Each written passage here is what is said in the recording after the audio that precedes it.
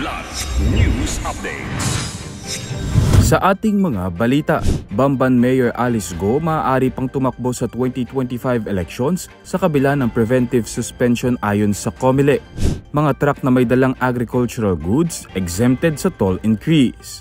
Danger Level Heat Index mararanasan sa 37 mga lugar sa bansa ngayong araw ayon sa Pag-asa. Ako po si Cesar Soriano, kasama ang buong puwersa ng Kidlat News Channel para ihatid ang mga nangunang balita sa buong kapuluan ngayon. Maaari pang ma-re-elect si Bamban Tarlac Mayor Alice Go sa midterm election sa susunod na taon sa kabila ng posibleng preventive suspension sa kanya saad ng Commission on Elections o COMELEC. Paliwanag ni COMELEC Chairperson George Erwin Garcia, hindi pa final conviction o judgment sa isang kaso ang suspension ng isang local official. Dahil dito, maaari pang tumakbo muli sa pagka-alkalde si Go sa ngayon. Gayunpaman nilinaw ni Garcia, hindi pa kasama rito ang pinag-uusapan pang ibang kaso na pwedeng i-file kay Go. Aniya hanggat maaari, ayaw i-preempt ng ahensya ang anumang kaso na maaaring ma-file laban sa alkalde.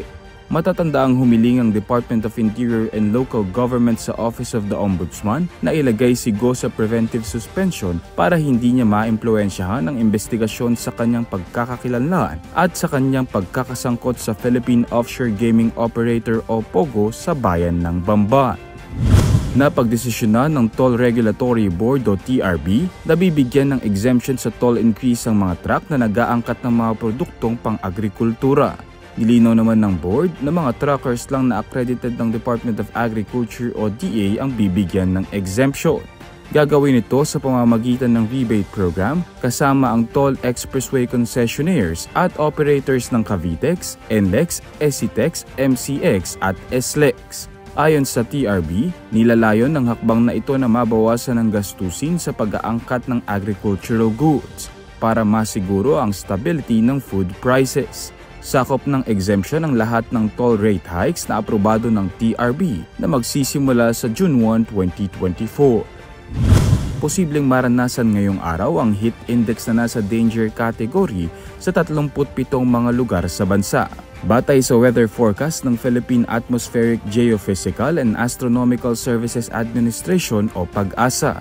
Saad ng Pag-asa, papalo ang heat index mula 42 degrees Celsius hanggang 46 degrees Celsius sa mga sumusunod na lugar. Payo ng Pag-asa sa publiko, ugaliin ang pag-inom ng tubig at pagsusuot ng preskong damit upang malabanan ang nararamdamang init ng panahon at maiwasan ang heat-related illnesses gaya ng heat cramps, heat exhaustion at heat stroke. Para sa Kidlat News Update, Renz Lenon, nag-uula. Atin niyo pong natunghayan ang mga headlines sa mga nakalipas na oras. Manatiling nakatutok para sa mga susunod na updates at breaking news. Ako po si Cesar Soriano, kasama niyo sa bawat pagputok ng balita.